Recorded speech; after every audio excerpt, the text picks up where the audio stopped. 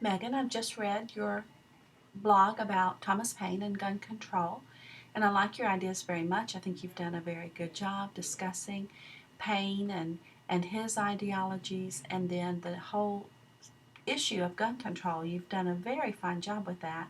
There are some problems, though, with grammar mechanics, so I'm just going to point out a few so you can see the kinds of problems I'm finding.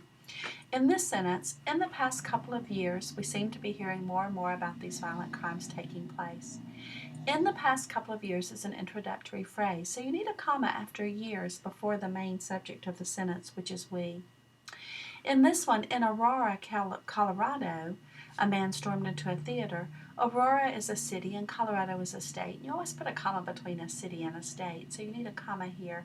The one after Colorado is correct, but you need to add one before. In this next sentence, a young man broke into an elementary school, killed a classroom of kindergartners, and several teachers and faculty members. Here, a young man broke into an elementary school and killed a classroom, so you left a word out there.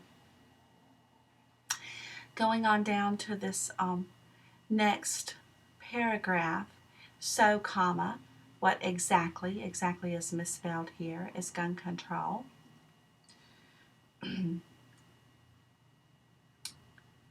There's a sentence that needs a comma before and let me see if I can find it.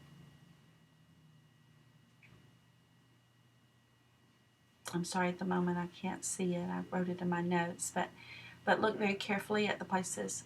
Here we go. One side favors gun control, comma, and they believe that it would make criminals less likely to obtain a gun legally. And here believe is misspelled as well.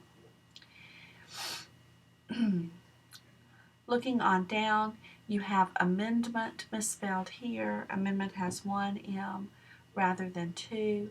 You need to introduce your quotation here. Give the source before you give the quote. In this sentence, however, in 1787, comma, when the Constitution was created, and over time, comma. So there are several comma errors, spelling errors, some left out words, and so forth. Finally, this is a good video, but it isn't incorporated within your text because you only say, this is President Obama's gun control speech. You don't tell how that has anything to do with what you've written about gun control. For that reason, this particular blog will receive a 70.